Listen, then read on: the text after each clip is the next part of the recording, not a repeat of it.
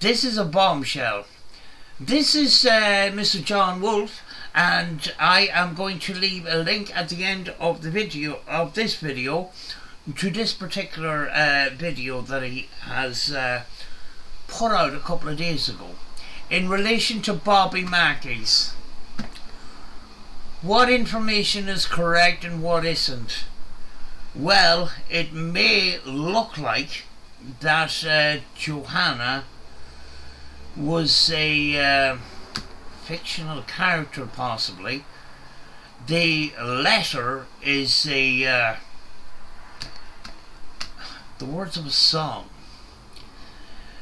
Let's go through this. This is going to be a little bit embarrassing for Cecil, possibly. High Street Paranormal, who just went there. No, I'm not just calling out High Street Paranormal in this particular case. Ghost Adventures have a lot to answer for this one too. See, this is the thing about a lot of ghost hunters on YouTube. They start opening their mouth when they get information of other ghost hunters and not look into the proper cause or the proper history here. So let's hear what Mr. Wolfe has to say. It's going to be very interesting. So how much of this Johanna story is factual? Well, let's start with the parts that are true. Johanna, Johanna, where are you now? According to the aforementioned article by Sharon Hill and Military Veterans Paranormal, there was indeed a Johanna Reagan who committed suicide by poison. But it was in 1914. Not the 1930s, and she was not a dancer. In fact, she was a married housewife. Other than that, there's no record of a Johanna that fits the description given by Doug Hensley. And When you think there'd be some sort of record from the 1930s about Johanna did actually exist? that's about it. There was once a woman named Johanna who did die by poison, but she lived at a completely different time and had a completely different background and a completely different love life. So in other words, a completely different person. So where's So that doesn't match. all this other stuff coming from? All these details about Robert Randall. Carl Lawson and this other guy that wrote the book. And the rest of the story. Well, apparently it comes from a journal that's claimed to be written by Johanna, discovered on the building's premises by caretaker Carl Lawson. Never seen no journal. Did Zach Bacon see any journal? Any physical journal? Because we're heading on dodgy ground here. This guy. This place is haunted. You may be wondering, can we see this journal? Well, unfortunately, no actual physical journal was ever produced. Not even after he died? No?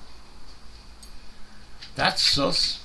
Apparently, Carl Lawson simply dictated the details of its entries to Doug Hensley. Ah, I see. So they're basing the details of this entire story on the transcription of a document that no one else saw. Very sus. Sounds kind of familiar. Yeah. I think this kind of thing has happened before. Dum dum dum dum dum. So far, there's a lot of history not lining up. And the more I looked into it, the more I found that not even the people who worked at Bobby Mackeys could keep their story straight over the years. First, they say Johanna was a dancer in the 30s. Way back in the 30s. Back in the 1930s. This 2015 article from North Kentucky Tribune writer Ryan Clark, however, says that the Bobby Mackeys tour guide at the time clarified she was actually a dancer in the 40s. 1940s, 1930s. Which one is it?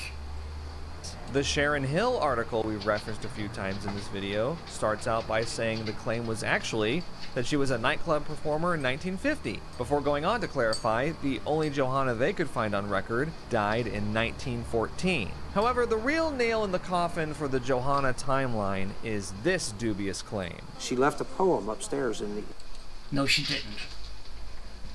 And you're going to find out in a second why she didn't. in the spotlight room. This is the love poem that Johanna allegedly scrawled on the wall about her lover, Robert Randall. But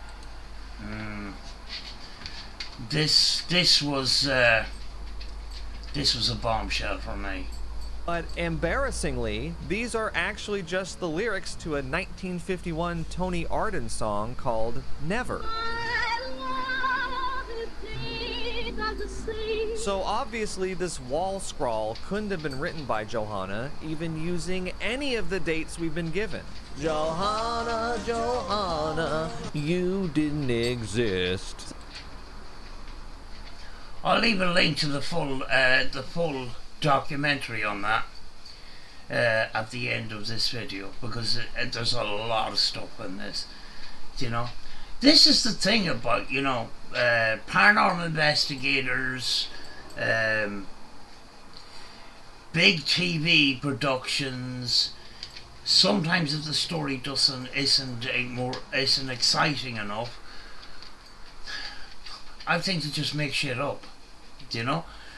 But yeah, that is just one example of this whole Bobby Mackeys thing. So click on the link at the end of the video and see the whole video for yourself. Talk to you again soon, folks.